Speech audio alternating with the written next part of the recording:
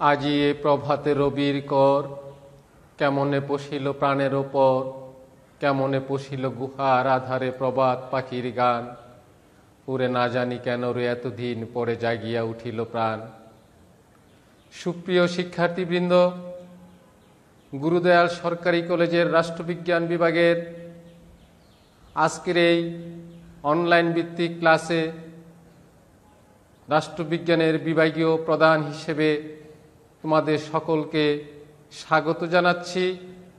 আশা করি তোমরা সবাই ভালো আছো, সুস্থ আছো এবং আজকের এই বৈশ্বিক সংকটের মধ্যেও তোমাদের মাঝে অনলাইন ভিত্তিক ক্লাস পেয়ে নতুন প্রাণের স্পন্দন সৃষ্টি হয়েছে।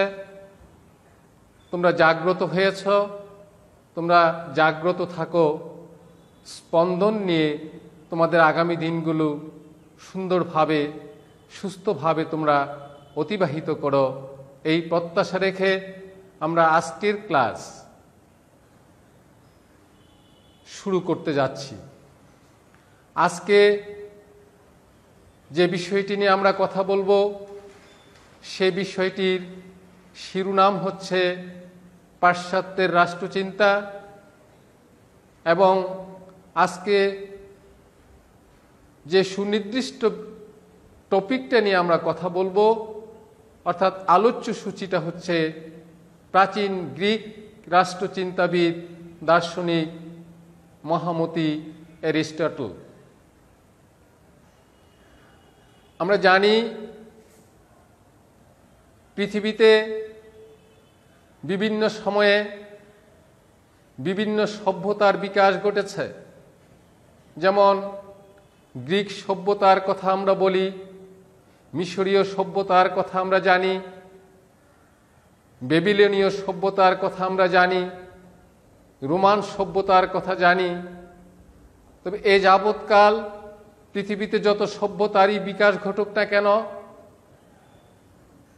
প্রত্যেকটি সভ্যতাই কোনো না কোনোভাবে গ্রিক সভ্যতার কাছে ঋণী। সেই গ্রিক সভ্যতাকে বিশ্ব দরবারে যে মহান দার্শনিকেরা পরিচয় করিয়ে দিতে পেরেছিলেন, সেই মহান দার্শনিকদের একজন অন্যতম দার্শনিক হচ্ছে মহামতি প্লেটোর সুযোগ্য শিষ্য মহামতি অ্যারিস্টটল। এখন আমরা জানব অ্যারিস্টটল কোথায় জন্মগ্রহণ করেছিলেন, কিভাবে তিনি তার নিজেকে বিকশিত করেছিলেন, এবং সমগ্র পৃথিবীতে এ যাবৎকাল যত দার্শনিকের জন্ম হয়েছে সকল দার্শনিকদের মধ্যে সর্বোচ্চ শীর্ষে অবস্থানকারী একজন দার্শনিক হিসেবে নিজেকে প্রতিষ্ঠা প্রদান করতে সক্ষম হয়েছেন। তো মহামতি অ্যারিস্টটল জন্মগ্রহণ করেছিলেন মেসিডোনিয়া রাজ্যের থ্রেস উপদ্বীপের স্টেগিরা নামক স্থানে 384 খ্রিস্টপূর্বে। তার পিতা ছিলেন একজন চিকিৎসক। তার পিতার নাম ছিল নিকুমাস।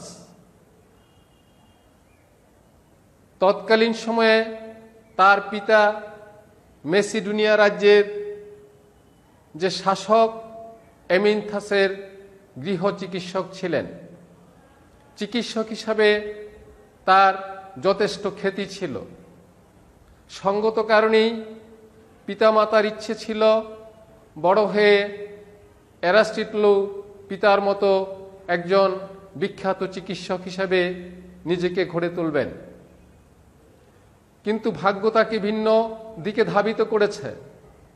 তার প্রবল আকর্ষণ ছিল জ্ঞানের প্রতি, বিভিন্ন শাস্ত্রের প্রতি, যার ফলশ্রুতিতে তিনি তার নিজের মনন এবং মনীষাকে মূলত রাষ্ট্রচিন্তা, ইতিহাস, অর্থনীতি, সমাজনীতি, সংস্কৃতি, জ্যোতির্বিজ্ঞান, তর্কশাস্ত্র নানা দিকে তিনি তার জ্ঞানকে বিকশিত করার অভিপ্রায় নিয়ে তিনি তার জীবনের যাত্রা শুরু করেছিলেন। আমরা জানি অতি অল্প বয়সেই অ্যারিস্টটল তার পিতামাতাকে হারান। সঙ্গত কারণেই তার মধ্যে একটি প্রবল হতাশা এসে বীর করেছিল, যার ফলশ্রুতিতে তিনি ভবঘুরে জীবন শুরু করেন। এই ভবঘুরে জীবনের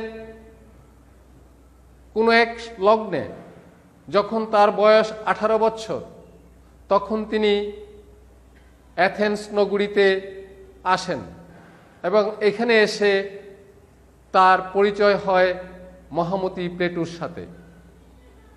মহামতি প্লেটু যে বিশ্ববিদ্যালয় প্রতিষ্ঠা করেছিলেন, যে লাইব্রেরি প্রতিষ্ঠা করেছিলেন দি একাডেমি নামে, সেই লাইব্রেরিতে মহামতি অ্যারিস্টটল দীর্ঘ 24 বছর জ্ঞান সাধনা করেছিলেন বিভিন্ন শাস্ত্রের উপর এবং অতি অল্প সময়েই তিনি তার গুরু শিক্ষক মহামতি প্লেটুর কাছে অতীব প্রিয় ছাত্র হিসাবে বিবেচিত হয়েছিলেন। প্লেটু তাকে সবচেয়ে বেশি আদর করতেন এবং তিনি দীর্ঘ 24টি বছর মহামতি প্লেটুর চরণের নিচে থেকে তিনি তার জ্ঞান জগতের বিভিন্ন শাখায় বিচরণ করার সুযোগ পেয়েছিলেন। সঙ্গত কারণে আশা করা হয়েছিল যে প্লেটুর মৃত্যুর পর প্লেটু কর্তৃক প্রতিষ্ঠিত দি একাডেমির ভবিষ্যৎ দায়িত্বটি তার সুযোগ্য শিষ্য অ্যারিস্টটলই গ্রহণ করবেন।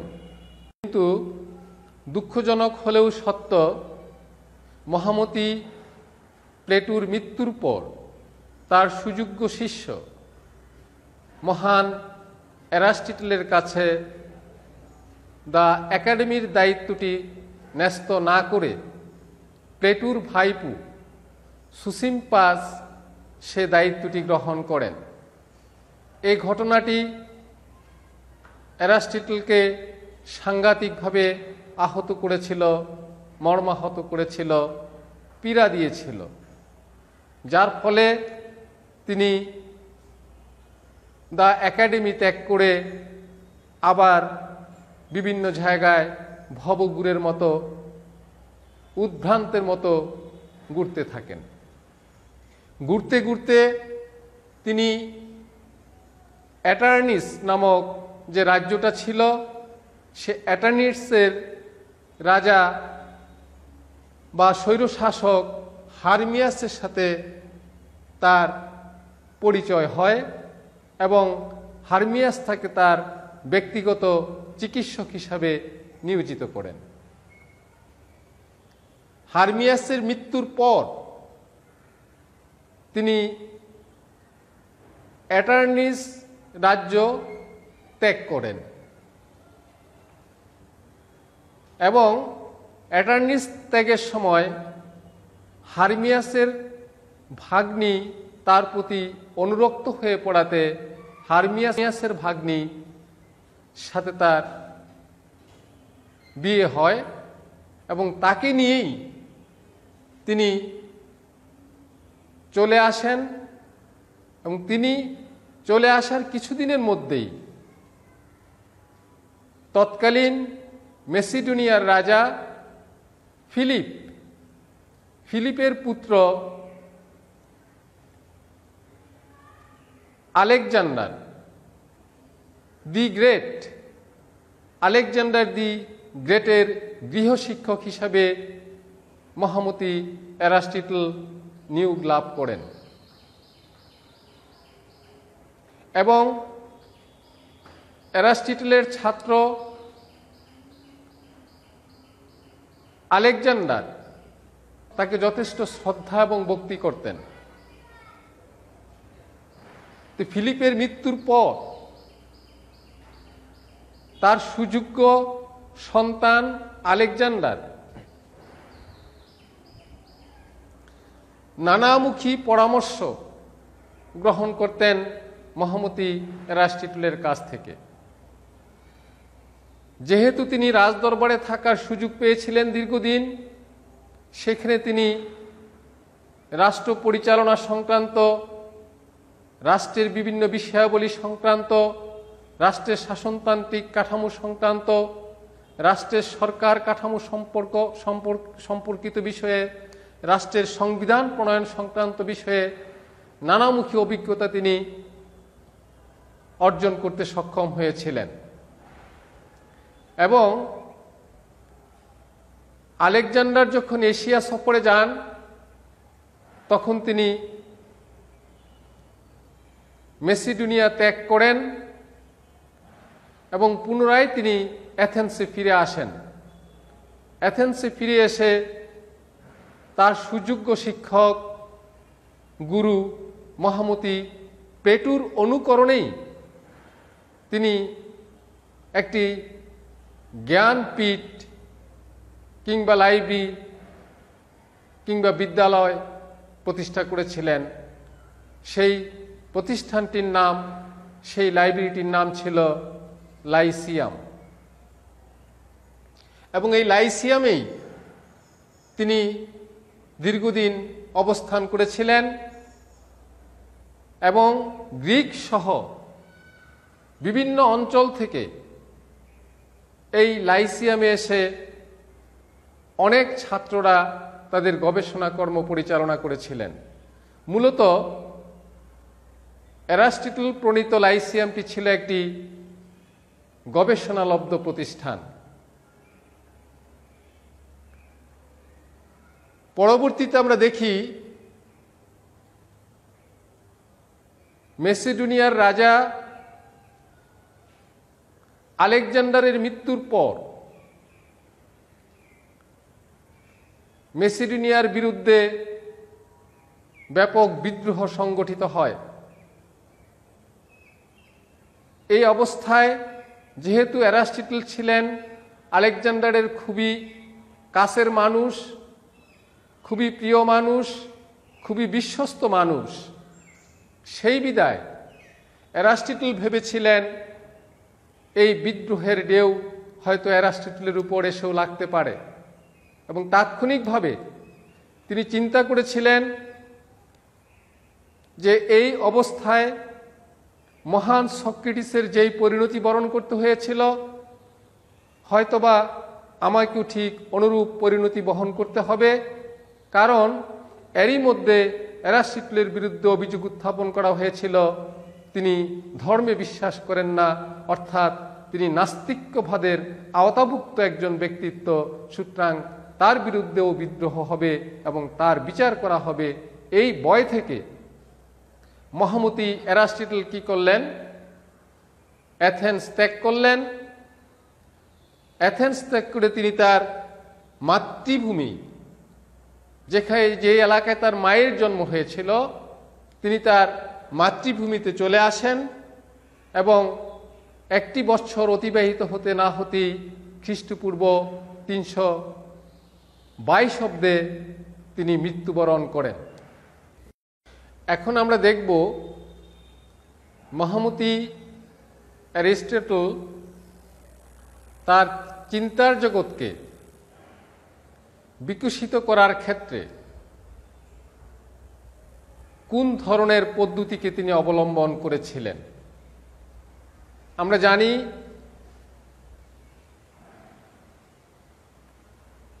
চিন্তার জগৎকে যারাই সমৃদ্ধ করেছেন, বিকশিত করেছেন এবং বিভিন্ন দার্শনিক তত্ত্ব যারা প্রদান করেছেন, এক একজন এক এক রকম পদ্ধতিকে অবলম্বন করার মধ্য দিয়ে তারা তাদের চিন্তার জগৎকে বিশ্ববাসীর সামনে উপস্থাপন করেছেন। মহামতি এরাস্টিটলও তাদের থেকে ভিন্ন নন।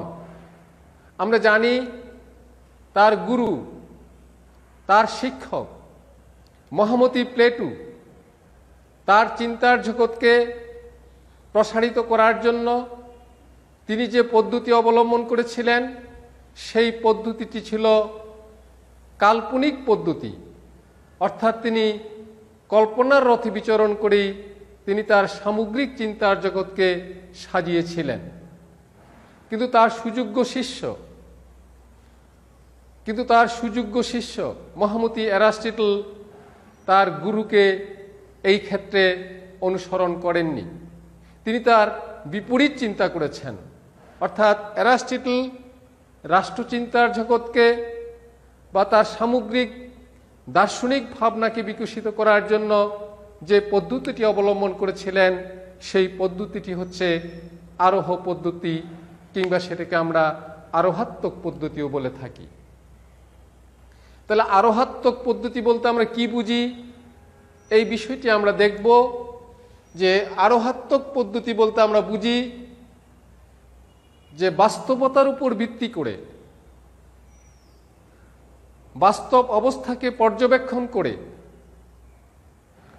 এবং সেইগুলোকে বাস্তবে প্রয়োগ করার মধ্য দিয়ে যে সত্যটা বেরিয়ে আসে, যে নির্যাসটুকু বেরিয়ে আসে এবং যেগুলি প্রমাণ সাপেক্ষ হতে পারে, এরকম পদ্ধতিকেই আমরা আরোহাত্মক পদ্ধতি হিসাবে আখ্যায়িত করি।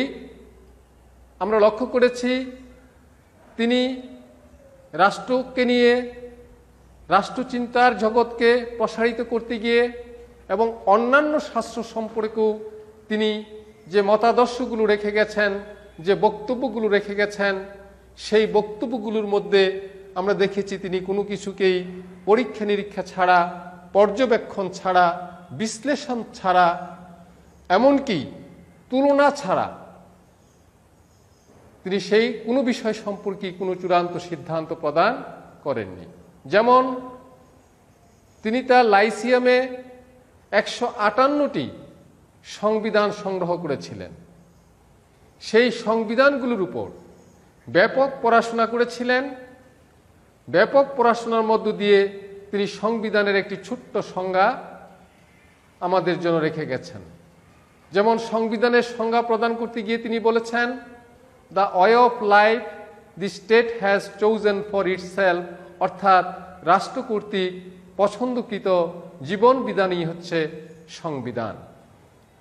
তাহলে এই যে সংবিধানের সংজ্ঞা তিনি 158টি রাষ্ট্রের সংবিধানকে স্টাডি করার মধ্য দিয়ে প্রদান করেছেন, এতে অতি সঙ্গত কারণে আমরা বলতে পারি যে তিনি যে কোনোভাবেই কোনো একটা বিশেষ ব্যবস্থাকে দেখেই কিন্তু তিনি কোনো সিদ্ধান্তে উপনীত হতেন না। তিনি অনেক রাষ্ট্রের সংবিধানের সাথে তুলনামূলক আলোচনা করে, অনেক রাষ্ট্রের সংবিধান পর্যবেক্ষণ করে, অনেক রাষ্ট্রের সংবিধানকে পুঙ্খানুপুঙ্খানুভাবে যাচাই বাছাই করে তারপরে তিনি তার সংজ্ঞাটা উপস্থাপন করেছেন। সেই দিক থেকে আমরা তাকে কি বলবো? তিনি সত্যিকার অর্থে অভিজ্ঞতাবাদী তত্ত্বকে তিনি গ্রহণ করেছিলেন, তুলনামূলক পদ্ধতিকে তিনি গ্রহণ করেছিলেন, বাস্তব পদ্ধতিকে তিনি গ্রহণ করেছিলেন, বিজ্ঞান ভিত্তিক পদ্ধতিকে তিনি গ্রহণ করেছিলেন তার সামগ্রিক চিন্তা জগৎকে প্রসারিত করার জন্য। তাহলে সংক্ষেপে আমরা বলবো অ্যারিস্টটল কর্তৃক গৃহীত যে পদ্ধতিটি ছিল সেই পদ্ধতিটি ছিল মূলত আরোহ পদ্ধতি। এখন আমরা দেখব মহামতি অ্যারিস্টটল কর্তৃক রচিত গ্রন্থাবলী কি কি। আসলে তিনি অসংখ্য গ্রন্থ রচনা করেছিলেন। ডুরান্ট বলেছেন তার লিখিত গ্রন্থের সংখ্যা 400। আবার অন্যদিক থেকে কেউ কেউ মন্তব্য করেছেন আসলে তার প্রণীত গ্রন্থের সংখ্যা 400 নয়, তার প্রণীত গ্রন্থের সংখ্যা 1000 হবে। অর্থাৎ তার প্রণীত গ্রন্থের সংখ্যা নিয়ে মতভেদ আছে। তো যে সমস্ত গ্রন্থগুলো তিনি রচনা করেছিলেন তন্মধ্যে সবচেয়ে উল্লেখযোগ্য এবং খ্যাতির শীর্ষে অবস্থানকারী গ্রন্থটির নাম হচ্ছে দি পলিটিক্স। এছাড়াও তিনি রচনা করেছিলেন দি রেটরিক, দি লজিক নামক অসংখ্য গ্রন্থ। এখন আমরা দেখব দি পলিটিক্স নামক পুস্তকে তিনি রাষ্ট্র এবং রাষ্ট্রকে নিয়ে যে সমস্ত বিষয়াবলী ধারাবাহিকভাবে তুলে ধরেছেন, সেই বিষয়াবলীগুলোকে আমরা একে একে আলোচনা করব এবং তারই ধারাবাহিকতাকে সামনে রেখে আগামী দিন আমরা যে বিষয়টি নিয়ে কথা বলবো সেই বিষয়টি হচ্ছে অ্যারিস্টটলের বিপ্লব তত্ত্ব। অর্থাৎ বিপ্লব বলতে তিনি কি বোঝাতে চেয়েছেন, বিপ্লবের কারণ কি, বিপ্লব থেকে একটি রাষ্ট্রকে কিভাবে রক্ষা করা যায়, অ্যারিস্টটল কর্তৃক বিপ্লবের কারণগুলো কি, আজকের পৃথিবীতে বিদ্যমান যে রাষ্ট্রসমূহ আছে সেই রাষ্ট্রসমূহ কি সেগুলো বাস্তবে কতটুকু প্রযোজ্য, সেই কথাগুলো আমরা আগামী ক্লাসে তোমাদের সামনে উপস্থাপন করার চেষ্টা করব। আশা করি সে পর্যন্ত তোমরা সবাই ভালো থাকবে, সুন্দর থাকবে। সবাইকে ধন্যবাদ।